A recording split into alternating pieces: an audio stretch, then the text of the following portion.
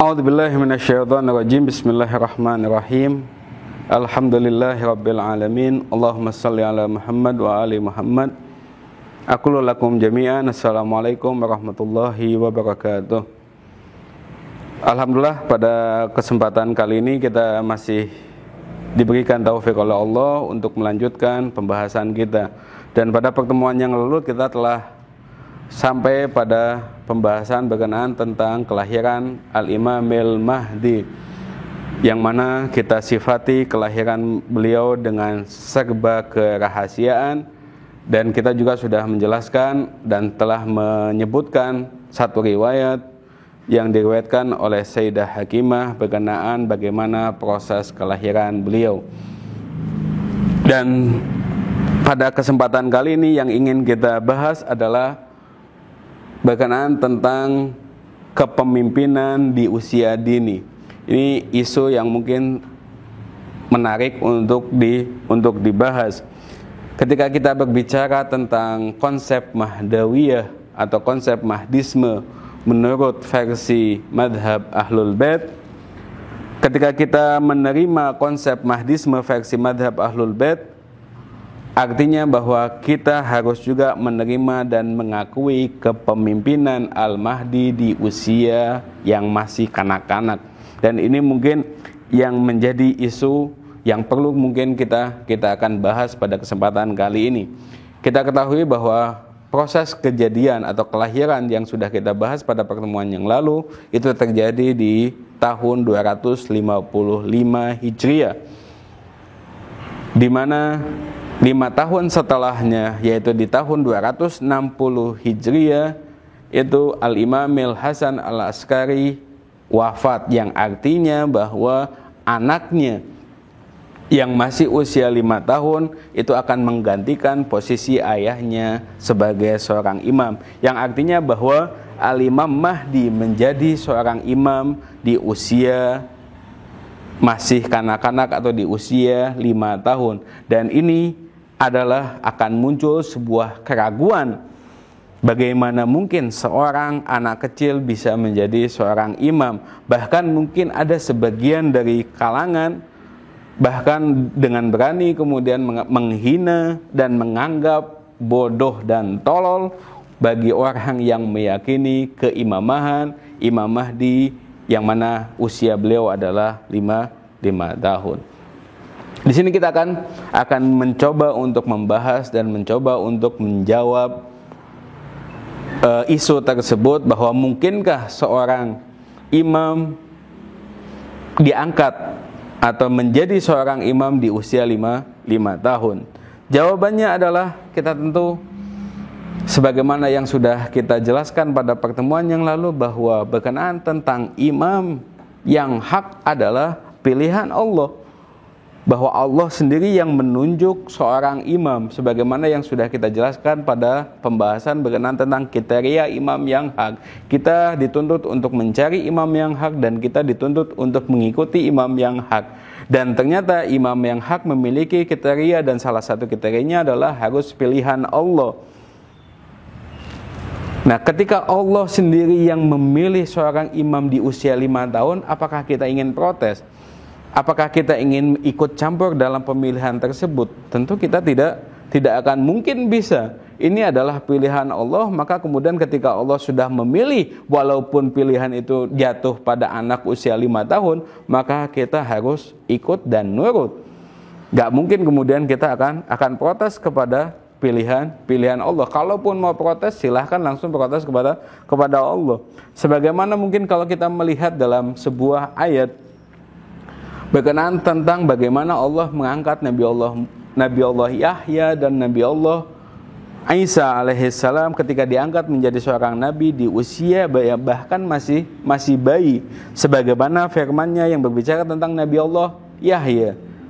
Allah berfirman, a'udzubillahi minasyaitonirrajim, bismillahirrahmanirrahim, ya Yahya khudil kitaba biquwwah wa atainahul hukma sabiyya. Ini ayat menjelaskan kepada kita bahwa Nabi Allah Yahya diangkat menjadi seorang nabi itu ketika masih dalam kondisi sobi, yang artinya masih kecil. Kemudian dalam surat Maryam, ketika berkenaan tentang Nabi Allah Isa alaihissalam, qala inni Abdullah atani alkitab wa ja'alani nabiyya. Sesungguhnya aku adalah Abdullah, aku adalah hamba Allah, atani alkitab, dan aku diberikan sebuah kitab, wa ja'alani nabiyya, dan Allah menjadikanku seorang nabi. Yang pada saat itu sekali lagi masih di buayan Sayyidah Maryam. Nah, apa kita katakan dengan ayat tersebut? Apakah ada yang kemudian dari kita berani untuk tidak terima atau berani untuk protes saat Nabi Isa atau Nabi Yahya diangkat ketika masih bayi? Apakah ada yang mengatakan, oh nggak mungkin, Nabi itu diangkat ketika masih bayi? Apa fungsinya Nabi ketika dia masih bayi? Ini jelas kita katakan di Al-Quran ada. Nah, kemudian mungkin muncul subhat yang lain atau keraguan yang lain. Itu kan kita katakan itu kan ada dalam Al-Quran dan wajar berkenaan tentang Nabi. Sementara berkenaan tentang Al-Imam Mahdi yang diyakini oleh kalian kan tidak ada di dalam Al-Quran. Kalau misalkan kita tanyakan kembali, apa buktinya bahwa Allah telah memilih Imam Mahdi sebagai seorang imam? Imam Mahdi yang dimaksud sekali lagi, bahwa yang Imam Mahdi yang dimaksud adalah Imam Mahdi versi Ahlul Bait. Apa buktinya kalau Allah telah memilih mereka? Untuk menjawab permasalahan ini atau subhat ini, pertama yang harus kita pahami bahwa tidak semuanya ada di dalam Al-Quran. Seperti contoh misalkan, ketika kita berbicara tentang kewajiban sholat, Al-Quran hanya mengatakan aqimis sholah, dirikanlah sholat, selesai sudah. Yang artinya bagaimana cara sholat itu tidak dijelaskan dalam Al-Quran. Dan bahkan mungkin berapa jumlah rakaat sholat subuh itu 2 rakaat, sholat duhur itu 4 rakaat. Apakah ada dalam Al-Quran? Tidak ada. Tapi dari mana kita bisa mengetahui bagaimana tata cara sholat atau bagaimana jumlah rakaat sholat? Itu semuanya dijelaskan oleh Rasulullah SAW. Karena fungsi dari Rasul adalah litubayyina ma nuzzila ilaihim. Bahwa fungsi Rasulullah adalah untuk menjelaskan apa yang ada dalam Al-Quran. Artinya tidak semua dijelaskan secara detail oleh Al-Quran. Al-Quran hanya menjelaskan sesuatu itu secara global, dan kemudian pendetailannya itu dijelaskan oleh Rasulullah Shallallahu Alaihi Wasallam. Sebagaimana contohnya tadi sholat. Nah, ketika Rasulullah itu mengajarkan kepada kita sholat, maka kemudian Rasulullah bersabda, "Shollu kama ra'aitumuni usolli." Sholatlah kalian sebagaimana kalian melihat atau menyaksikan aku sholat. Ini adalah metode bagaimana Rasulullah menjelaskan ayat berkenaan tentang sholat di dalam Al-Quran. Nah, berkenaan tentang pengangkatan atau pilihan Imam Mahdi, jelas tentunya tidak ada dalam Al-Quran secara detail. Tapi gambaran secara umumnya tentu ada, dan banyak ayat yang berbicara tentang hal tersebut. Dan kemudian dijelaskan lebih detail lagi kepada di sabda-sabda Nabi Muhammad. Apa buktinya? Bagaimana Rasulullah bersabda tentang pengangkatan Imam Mahdi? Itu mungkin juga sudah kita jelaskan pada episode sebelumnya berkenaan tentang bagaimana sabda Nabi berkenaan tentang 12 imam. Di situ disebutkan bahwa imam yang ke-12 adalah Al-Imamil Mahdi, yaitu Al-Imam Muhammad ibn Hasan al-Askari. Kalau kita berbicara misalkan berkenaan tentang tugas dari seorang imam, jadi tugas dari seorang imam itu adalah yang paling utama adalah memberikan hidayah kepada umat manusia. Bahwa manusia ini butuh yang namanya petunjuk, butuh yang namanya hidayah. Bahwa tugas dari seorang manusia adalah wa ma khalaqtul jinna wal insa illa liya'budun. Tidak aku ciptakan jin dan manusia kecuali untuk beribadah. Beribadah itulah kemudian menjadi tujuan utama dari umat manusia. Nah, ketika Allah memerintahkan kita untuk melakukan ibadah, ya, bagaimana cara ibadah kita tidak tahu. Bagaimana cara beribadah kita tidak ngerti. Bagaimana caranya? Jadi intinya bahwa kita diperintahkan oleh Allah untuk berjalan menuju sebuah titik, yang mana titik itu adalah Allah, dan kita diperintahkan untuk ke sana, tapi kita sama sekali tidak tahu jalannya. Maka Allah kemudian mengirimkan kepada kita sebuah Al-Quran, kita anggap sebagai kitab petunjuk, dan juga seorang guide, kita katakan seorang pemberi petunjuk, dan ini adalah seorang nabi dan seorang imam. Imam inilah yang akan mengantarkan kita kepada jalan menuju kepada Allah. Kenapa? Karena kita semua tidak akan pernah tahu jalan menuju kepada Allah kemana. Kenapa? Karena kita nggak pernah tahu di mana atau jalan menuju kepada Allah itu kemana. Maka satu-satunya manusia yang mengetahui jalan menuju kepada Allah itu adalah siapa? Rasulullah dan juga imam. Ini fungsi dari seorang imam adalah mengantarkan manusia kepada tujuannya. Nah, ketika kita katakan ketika imam tersebut ternyata anggap kita katakan usianya masih 5 tahun dan ternyata memang dia yang tahu. Analogi sederhananya contohnya gini, ketika kita ingin melakukan sebuah perjalanan ke sebuah kota, di mana kita semua ini tidak ada yang tahu jalan menuju ke sana. Tiba-tiba ada seorang anak kecil usianya masih 5 tahun misalkan, dan kemudian memang dia sering ke sana dan kemudian mengatakan, kalau engkau mau ke sana aku tahu jalannya. Apakah kemudian kita akan mengatakan, oh ini masih kecil, nggak bisa apa-apa dan lain sebagainya? Enggak. Tetap kita akan percaya sama dia walaupun dia masih kecil. Kenapa? Karena memang dia sudah terbiasa untuk menuju, sering tahu jalannya, tahu tempatnya dan lain sebagainya. Ini analogi sederhananya, bahwa fungsi dari seorang imam adalah mengantarkan kita kepada jalan Tuhan. Ya. Walaupun imam itu masih kecil, ya kita tetap harus nurut dan harus ikuti dia. Kenapa? Karena cuma dia yang tahu jalan tersebut. Ini analogi, kita katakan analogi sederhananya.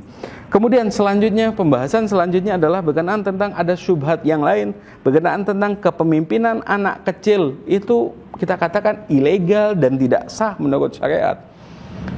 Jadi ada syubhat atau ada keraguan yang menyebutkan bahwa kepemimpinan anak kecil itu secara syariat itu tidak sah.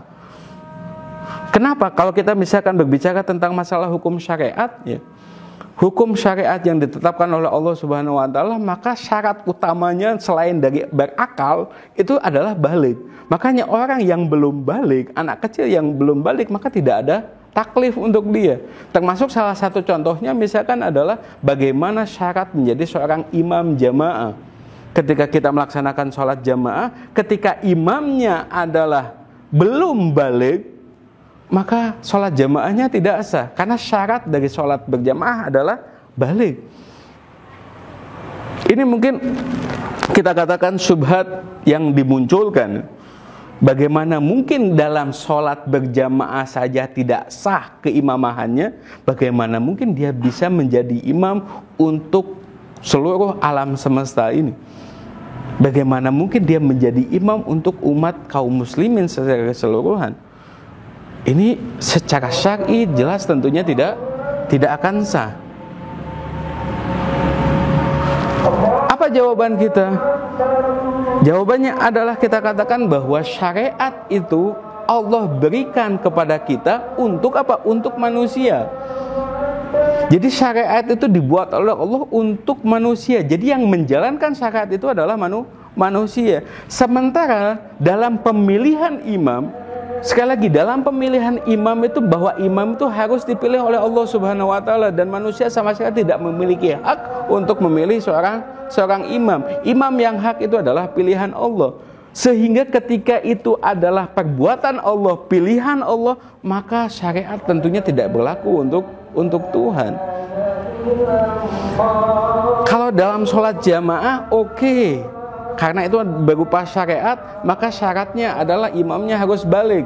Iya, karena itu dalam syariat, yang mana syariat itu adalah untuk manusia. Sementara dalam pilihan imam, yang mana pilihan itu adalah Allah sendiri yang memilih, maka syariat di situ tidak berlaku. Tidak mungkin syariat itu diberlakukan juga untuk Tuhan. Seperti contoh misalkan syariat sholat, Apakah kemudian karena sholat itu wajib maka Allah pun juga wajib untuk melaksanakannya? Tentu kita katakan tidak. Syariat tidak berlaku untuk Tuhan. Kemudian yang terakhir mungkin pembahasannya, ketika misalkan kita kenapa kok bingung ya? Kalau misalkan memang misalnya anak kecil, lagian anak kecil itu sebetulnya kalau misalkan imam orang Syiah itu anak kecil kita katakan, ya itu adalah bisa menguntungkan para penguasa pada masa itu. Makanya kemudian menjadi olok-olok dari sebagian kalangan bahwa orang Syiah memiliki imam masih kecil. Semestinya apa? Semestinya mereka ya nyantai, tenang. Penguasa itu tidak takut dengan orang Syiah. Kenapa? Karena imamnya masih kecil, yang mana memiliki pemikiran pun juga pemikiran yang kecil.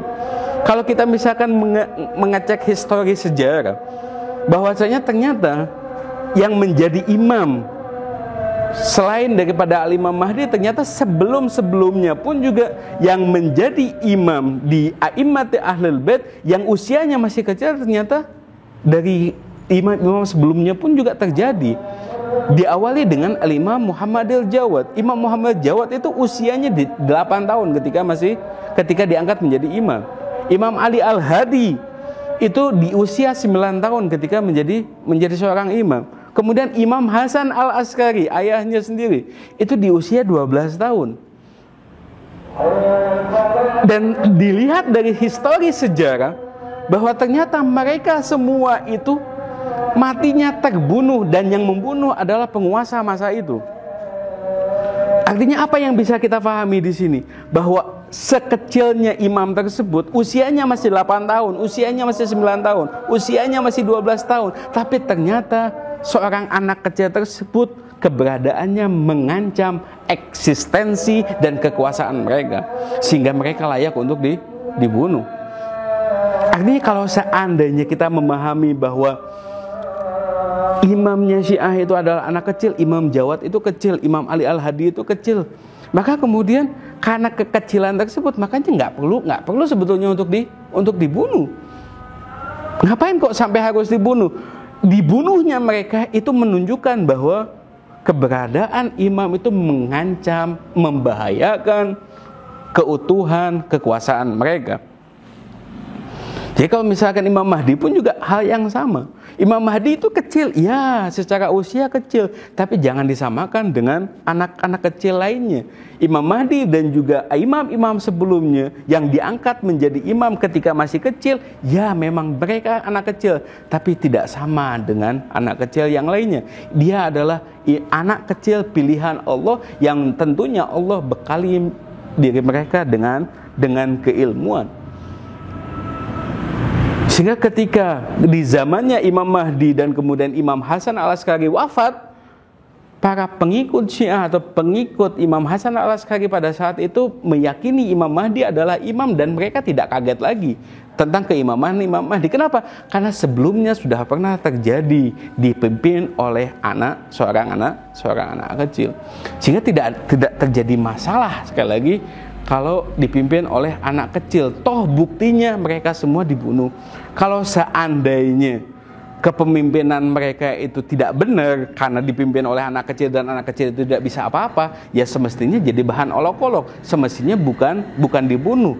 Dibunuhnya mereka sekali lagi itu bukti ancaman bagi mereka, membahayakan bagi mereka, dan bukti bahwa A'imah tersebut walaupun kecil bukan sembarang anak kecil. Ini mungkin yang bisa kita sampaikan pada kesempatan kali ini. Wassallallahu ala sayyidina Muhammadin wa alihi thayyibin at-tahirin. Wassalamualaikum warahmatullahi wabarakatuh.